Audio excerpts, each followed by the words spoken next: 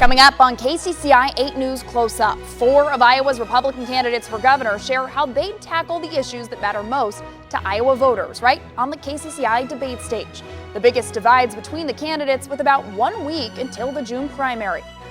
Plus, whoever wins will take on Democrat Rob Sand in the race for Iowa governor. We sit down with Sand to hear where he stands on issues like water quality and affordability, and what's next for his campaign once Republicans select his opponent. Plus, the Make America Healthy Again focus in Iowa with a visit from the movement's leader. Why the U.S. Health Secretary traveled to our state to praise a new state law and the barriers some opponents say it could create. You're watching KCCI 8 News Close Up. Good morning. Thank you for joining us for KCCI 8 News Close Up. I'm Chief Political Reporter Amanda Rooker. On Tuesday, exactly 2 weeks before the primary election, KCCI brought you the final Republican debate in the Iowa governor's race. Now, this is the first open race for governor in nearly 2 decades. It comes after Governor Kim Reynolds announced she's not running for re-election. 5 Republicans are fighting for the chance to move on to November and potentially shape the future of our state. We invited all 5. Congressman Randy Feenstra declined KCCI's debate invitation. The other 4 candidates participated. I moderated the debate alongside Gray Media's Dave Price to give voters a side-by-side look at how these candidates would actually lead our state as they addressed issues like rising cancer rates, immigration, and the economy.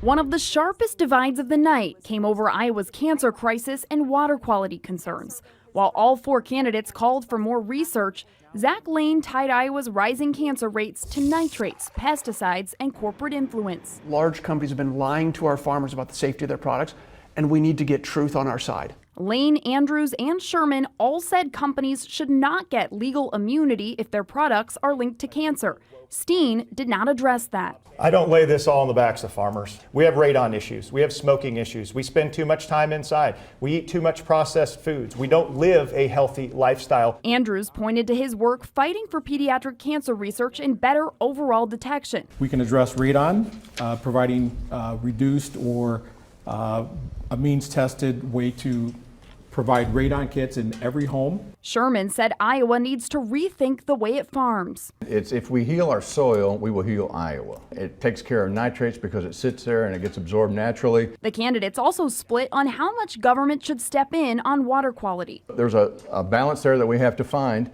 We don't want to force people, but there is a place for government to step in and regulate and say we have to protect life. Steen said the private sector should lead the way, not the government. I hate government regulation. I think the government has usurped its authority and it jumps into areas that it shouldn't jump into. Immigration and workforce needs also expose some differences. Lane called for ending some temporary foreign worker programs. I'm calling to completely end H-1B hiring in our state universities and our state government. Andrews said Iowa should focus on hiring workers who are already here. So I think we do need to prioritize Iowans and Americans here. Sherman and Steen said they support legal foreign workers with some conditions. As long as it's legal and they're tracked, there's a place for it. We're tracking them and they're paying taxes. I'm all for it. Overall, the candidates focused mostly on policy, avoiding personal attacks against each other and their other Republican opponent, Randy Feenstra, who skipped the debate.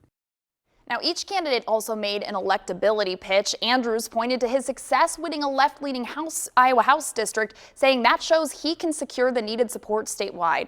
Lane said that he's an outsider willing to take on corporate influence, a message he says will resonate across the aisle. Sherman argued entering the race first before Governor Kim Reynolds stepped aside shows that he's willing to challenge the status quo.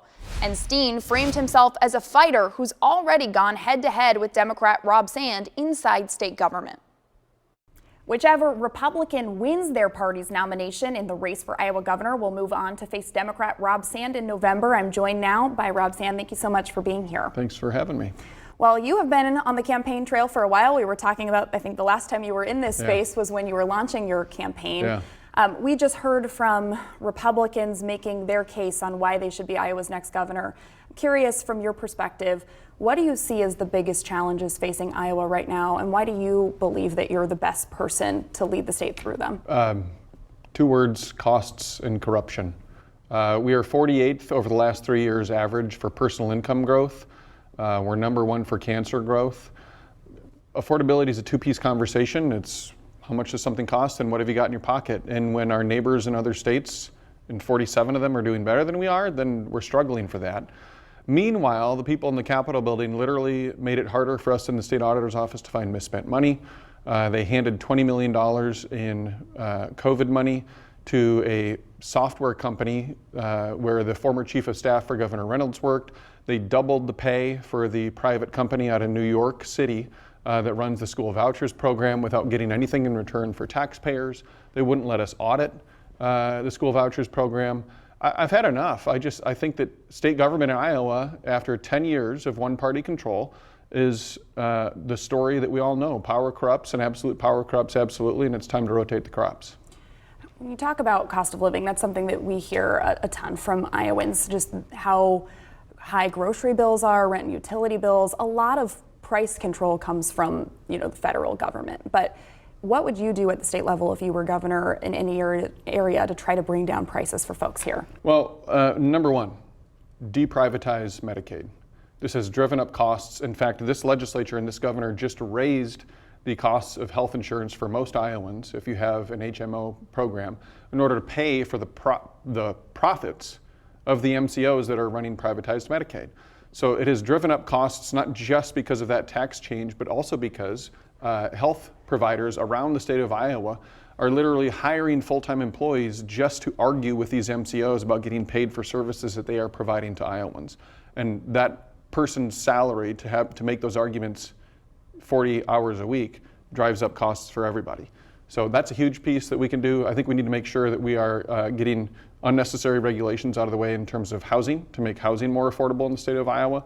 And I think that there's a lot of work that we can do on energy policy as well.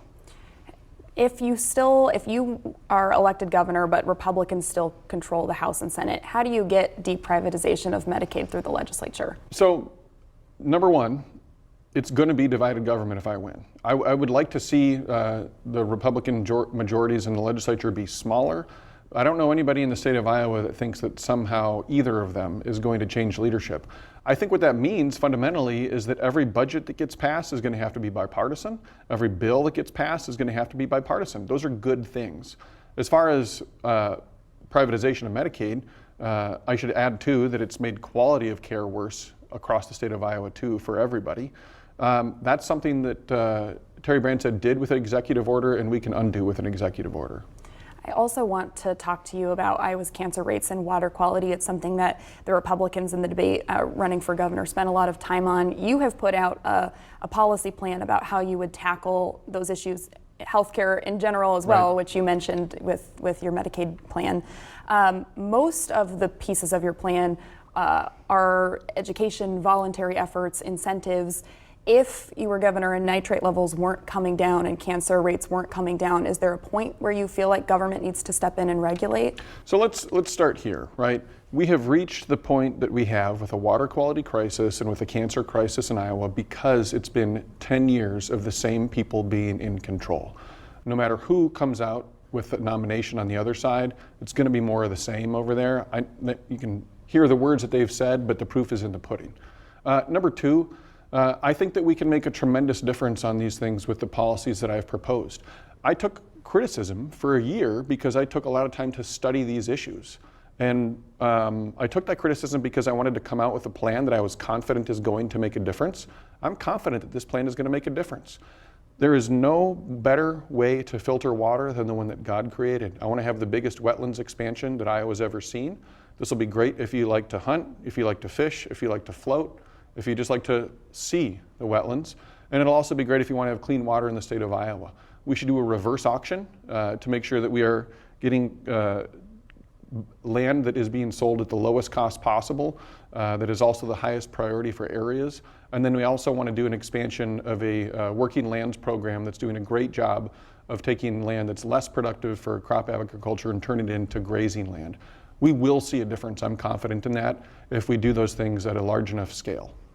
I also want to talk to you about education and what education would look like under a Rob Sand administration. You've called for more oversight, for sure, in Iowa's Education Savings Account program, but what would policy look like for you to try to improve education in our state? Sure. Look, we have a budget crisis in the state of Iowa. These folks have led us to the point where we are spending $1.3 billion per year more than we are taking in. Our situation overall I would call a fiscal time bomb, because we have a surplus, but that fuse on the surplus is burning off at the rate of $1 billion a year. And when that ends in 2 years, 18 months, 2.5 years, we're going to have a real budget crisis on our hands. One of the number one things that we can do for public education in Iowa is protect and prepare for that. We should be doing that right now by making sure that we are going to, when we hit that point, be able to maintain the investments that we have in public education. That means putting income limits on the school vouchers program. The wealthiest people in the state of Iowa who don't shape their budget around being able to afford private school tuition shouldn't be getting money from taxpayers for private school tuition. We should have audits of the program. We should have rules for how the money gets spent, right? This is the same thing as you and I, if we're driving down the street and we look in the rearview mirror and there's a police officer behind us, we pay a little bit more attention to the rules. Let's put that police officer in the rearview mirror just the same way that officer is there for public schools, for the private schools that are spending public dollars.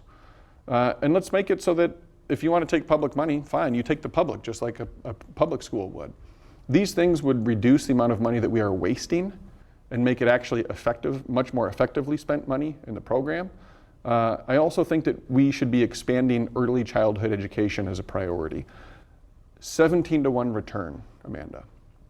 Every dollar that we put into early childhood education gets a $17 return in terms of a reduction in the likelihood and the amount that that person needs public assistance or has an encounter with the justice system later on in their life. So that's a smart investment that we could make for Iowa's future. On the income limits piece, is that something you think would be legally doable with an executive order, or is that something that has to get through the legislature? I'd take a look at the law. I think that in Washington we see both parties abuse executive orders because it's so dysfunctional out there. I don't want to do that in Iowa. But this legislature, I think they know they're going to have to do something about this budget crisis. And they say they want this to be about school choice. If that's true, then we don't need to subsidize the people who can already afford the choice. And this is going to be one of those options on the table that's going to lead to fewer wasted dollars and more efficiency in government. Ask in part because if you did that, that would bring some, that would open up some areas within the state budget that right now are closed off. Yeah. But when you come to, more water quality efforts, that's going to cost money. Deprivatizing Medicaid Right. is going to cost money.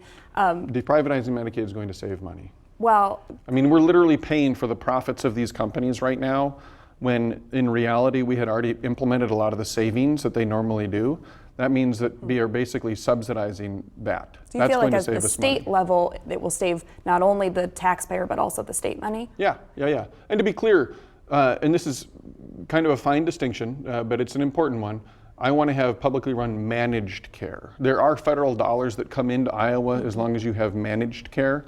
I want to maintain having managed care, but I want it to be publicly run so we can keep those federal dollars coming into Iowa while at the same time making the system more efficient by removing that profit motive and that subsidy that most people's taxes just went up to pay for those profits. You had also asked about water quality. The other thing I want to add in there, we shouldn't be giving immunity to people who make chemicals that make us sick. That to me is just unbelievable. I spent 7 years as the chief public corruption prosecutor in the state of Iowa. I worked with a lot of juries. If there's a case to be made, you're going to find reasonable people to sit on a jury to hear it. And I would rather have 8 people off the street making that determination than politicians making it in the Capitol building. We only have a little bit of time left, but you largely have not had to face a competitive primary. Once Republicans pick a nominee, they'll likely spend a lot more time and a lot more money attacking you. I'm wondering, what does that change for you on the campaign trail? What does life look like for you after June 2nd once there's a lot more personal attack towards you? I don't think that changes anything for me. My campaign has been very clearly focused on the idea of a state that isn't redder or bluer, but that is better and truer. Last year in 2025, we had more registered Republicans donate to our campaign than any of the Republicans had donors total. I think that's because there's a lot of Rob-Publicans out there. There are people who are fed up with the state's direction. They see the work that I've done. They hear my message. They hear my disgust with both of the private clubs that run our state. I'm talking about the two major political parties that run our state and our country. The fact that I think that we should end their special legal privileges so that you and I and everybody else have more than two realistic options on the ballot. There's a heck of a lot of people in this state, when they hear that, they say, I don't know what that party that is, but sign me up. Well, Rob Sand, thank you so much for joining us. We appreciate it. Thanks for having me. And Close Up, we'll be right back after this break. Stay with us.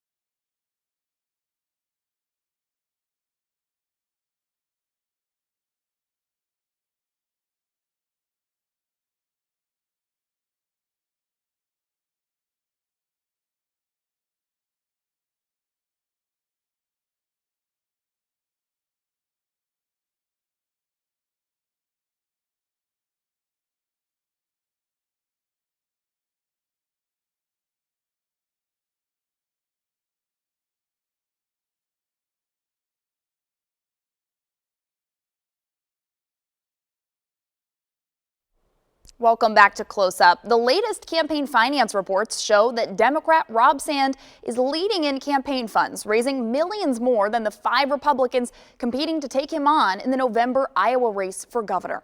In the first 5 months of 2026, the Sand campaign raised more than $9.6 million, and that brings his total campaign war chest to more than $18 million. On the other side, these Republican candidates are leading in fundraising heading into the June primary. Businessman Zach Lane surpassed Congressman Randy Feenstra's fundraising by more than $200,000. You can see that here, while the former director of Iowa's Administrative Services Department, Adam Steen, raised nearly $500,000 this year. Former state lawmaker Brad Sherman raised nearly $154,000 in the first 5 months of the year. Eddie Andrews raised nearly $16,000. When it comes to how much the GOP candidates have left to spend, Zach Lane still leads the pack. Lane has about $707,000 left in his war chest, followed by Feenstra with $586,000. Now, Steen and Sherman are only about $30,000 apart, and the Andrews campaign has around $5,600 left to spend. There are also some hotly contested races on the primary ballot in Polk County. That includes County Supervisor Districts 4 and 1 and County Recorder. Democrat John Forbes is challenging incumbent Matt McCoy in District 1. McCoy's campaign has about $82,000, while the Forbes campaign has $19,000. Tom Hawkinsmith is not running for re-election in District 4. Now, he's been in that role since 2003. Democrats Joe Gatto and Heather Jones Brown are competing against each other in the primary. Joe Gatto's campaign has nearly $105,000, while the Jones Brown campaign has about $14,000. 3 Democrats are also on the ballot for Polk County Recorder: Lisa Chido, Tiara Mae Sims, and Louisa McBurney. Chido leads the group in fundraising, taking in more than $47,000 in the last 5 months. When we come back, why the U.S. Health and Human Services Secretary came to Iowa recently, a closer look at the new Iowa law getting his approval and what it means for Iowans.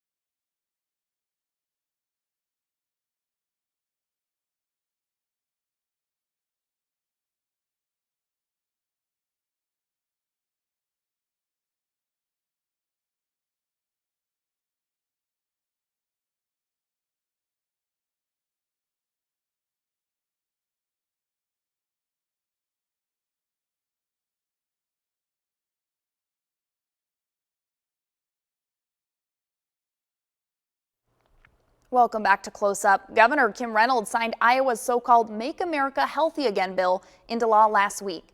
Now, that law includes a lot of changes: SNAP restrictions, over-the-counter ivermectin access, and school and nutrition policies. HHS Secretary Robert F. Kennedy Jr., who attended the signing, says it will fight chronic disease, but opponents warn it could create barriers for low-income families. This bill advances the health and wellness for every Iowan today and for generations to come. Governor Reynolds signed her sweeping Make America Healthy Again bill into law Wednesday, alongside the leader of the MAHA movement, U.S. Health and Human Services Secretary Robert F. Kennedy Jr.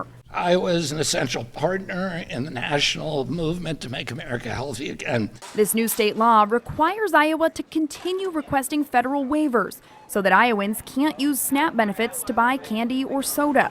It also increases physical activity requirements for students and bans several food dyes and additives from school meals starting in 2027. Iowa is showing the country what bold public health leadership looks like by focusing on prevention, nutrition, physical fitness, and healthier lifestyles for the next generation. Another part of the law allows pharmacies to distribute a controversial drug, ivermectin, without a prescription.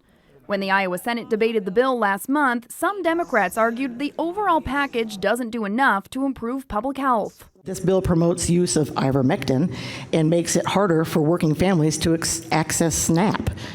It shifts burdens downward, reduces accountability, asks Iowans to do more with less once again. But Republicans call the plan common sense. It also limits classroom screen time for Iowa's younger students. Now, for students in kindergarten through 5th grade, digital instruction on one-on-one devices will be limited to 60 minutes a day. The new requirements fall in line with a recent advisory from the U.S. Surgeon General, one that Secretary Kennedy addressed Wednesday afternoon at a new elementary school in Gilbert. The report makes clear that excessive screen use now ranks among the most urgent public health challenges facing American children. The federal advisory says too much screen time at a young age can affect everything from language development and learning to sleep and mental health. Kennedy says Iowa is leading the way on addressing the problem. Iowa is leading the nation by taking decisive action to protect children's health, including limiting excessive classroom screen time.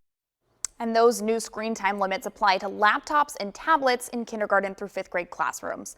Overall, some anti-hunger advocates have raised concerns about the law, including DMARC, who says, quote, Iowa's SNAP restrictions are not the most effective approach to address our shared goal of increasing healthy eating among program participants. The restrictions miss the core issue of the high prices of groceries and does nothing to make healthy food more affordable for Iowans.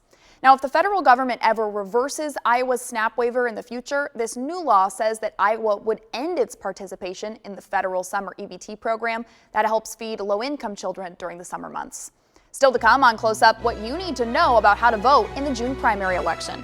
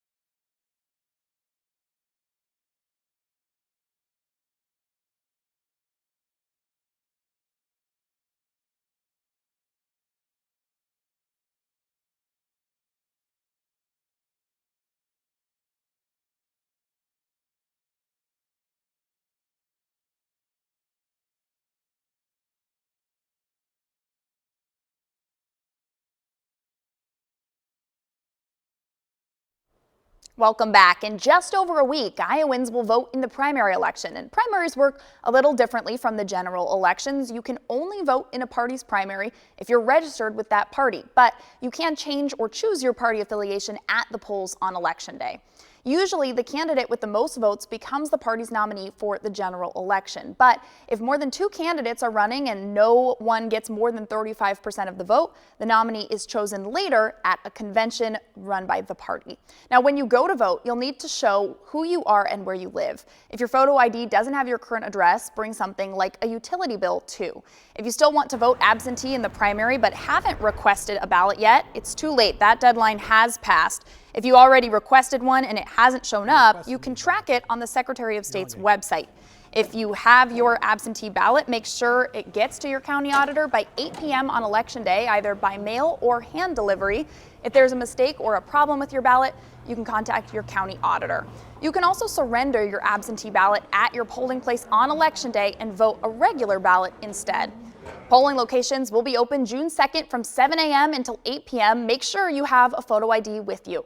Thanks for joining us this morning. Have a great day.